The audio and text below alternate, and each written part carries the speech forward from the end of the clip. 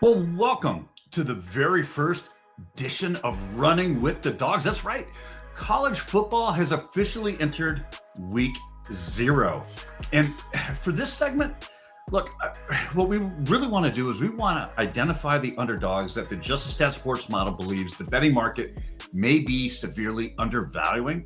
My name is Mark Wallace. I'm co-host here at the Weekday Wagers, where I get to sit alongside DG and Robbie Hockey every Monday, Wednesday, and Friday at 2 o'clock Eastern Standard Time. And before we jump into these dogs, though, I do need to make something very, very clear right from the beginning. We are not blindly betting every team with the plus sign next to its name. You would have lost a ton of money last season. And I promise you will lose a ton of money this season if that is your strategy, okay? We are looking for underdogs that fall into a very specific range where the Just a Stat Sports model performed extremely well last season, okay? But I'm going to get more, I will dive deeper into what it is looking at to help us all understand why these plays are the underdog of the week. 3 underdogs caught our attention for week 0. For the NCAA college football season. 2 fit the strongest historical profiles almost perfectly. The third looks tempting at plus money, but it falls just a little bit outside the model's most successful range. And that game is going to show us why having rules matters.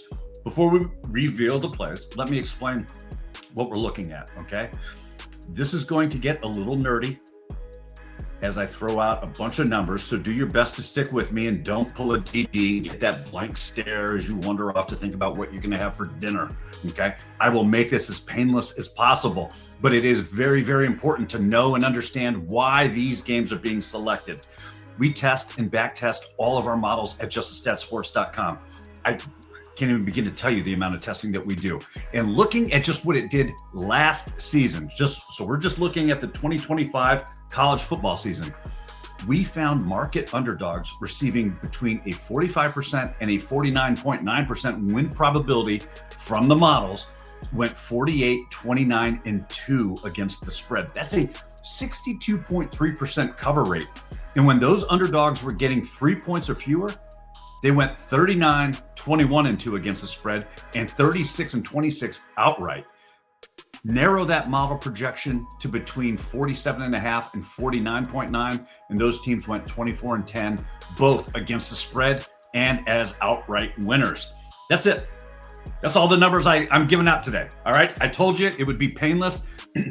If nothing else, understand that the model isn't necessarily telling us that these underdogs are clearly better. That's not what it's saying. It is telling us that the matchup is much closer to a coin flip than the betting market suggests. And that's where the true value lies. All right. So let's uncover some of that value for week 0. Let's get into it. Our first dog is the Eastern Illinois Panthers. They're going to be visiting the Murray State Racers on Thursday. And Eastern Illinois is getting 2.5 points at minus 115. And you can also find the Panthers at plus 106 on the money line. The model projects EIU to win 49% of the simulations, which puts EIU directly inside both of our strongest historical ranges. They fall into the overall 45 to 49.9, the underdog group, and at exactly 49%, they also qualify for that smaller 47.5 to 49.9% group that went 24 and 10, both outright and against the spread. This is exactly what running the dogs is supposed to identify. All right. The market has Murray State favored at home, but the model sees something extremely close to a true coin flip. And we're being given 2.5 points with Eastern Illinois. The Panthers, well, they've also won 2 consecutive season openers against FCS opponents, and they enter this season with some legitimate preseason talent.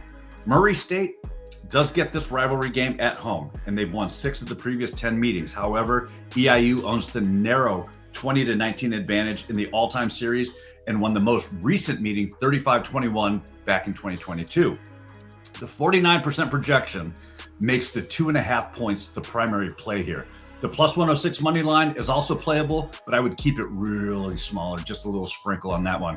A 49% probability translates to a fair price of approximately plus 104. So we're getting only a tiny mathematical advantage at plus 106. The spread gives us the stronger connection to the historical model trend. Our second model identified dog of the week is the New Haven Chargers against the Marist Red Foxes, and this game is being played Friday night. New Haven is getting 1.5 points at -125, while its money line is priced at -105. The model's giving the Chargers a 48.9% probability of winning, and once again, that projection puts New Haven directly inside the strongest historical underdog range. The Chargers are getting fewer than 3 points, and the model views the matchup as almost a perfect coin flip. So New Haven is entering its second season at the Division I FCS level, and quarterback A.J. Duffy returns after being named the conference's preseason Offensive Player of the Year. Duffy threw for 377 yards against Marist last year, but the Chargers still lost that first meeting 31-14. And that tells us the passing production wasn't the problem, right? New Haven struggled to establish anything else. Its running game, especially some sort of defensive game. The coaching staff has emphasized this year that they're focused on faster starts and improved ball security coming into this new season. So if the Chargers can clean up those areas, Duffy's already shown he can move the ball against this Marist defense.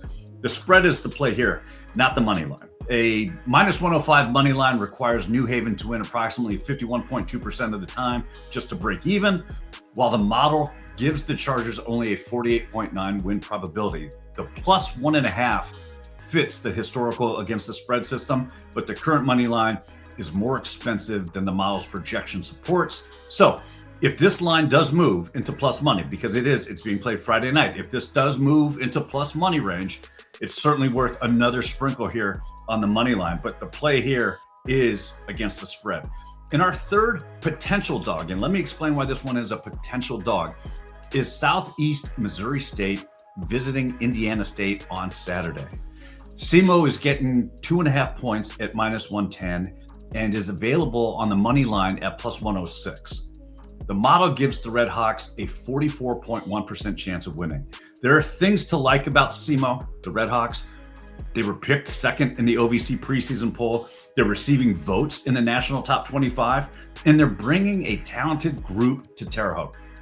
But Braylon Ragland will also be making his first career start at quarterback, and he has to do it on the road against an Indiana State team that holds a 5-4 advantage in the all-time series. More importantly, the numbers matter here. 44.1% does not qualify for our strongest model trend.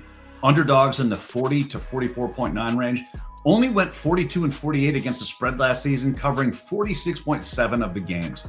The money line doesn't offer enough compensation either at 44.1. That translates to a fair market price around +127, but the market is only offering +106. We would be paying considerably more than the model says SEMO is worth. That doesn't mean the Red Hawks can't win, okay? That's not what I'm saying. It means they do not qualify as an official running with the dog selection at the current projection and price. I would need the model to move them above 45%, or the market to offer us significantly better odds before adding them to the card. So, because this is being played on Saturday, that doesn't mean that that line won't move to get us to that point. So keep an eye on this one. If that line does move, definitely worth your attention. That leaves us with two official dogs, Eastern Illinois +2.5 and New Haven +1.5. Eastern Illinois also earns a smaller money line consideration at +106. Southeast Missouri State stays on the watch list until a much better line. It probably is going to be available by the time this one kicks off, but it does not make the cut for today. That's what this segment's going to be all about. We're not searching for reasons to bet every underdog. We're using the historical performance of the model over at Just Stat Sports to determine which dogs deserve our money and which ones, well, need to remain in the kennel. All right.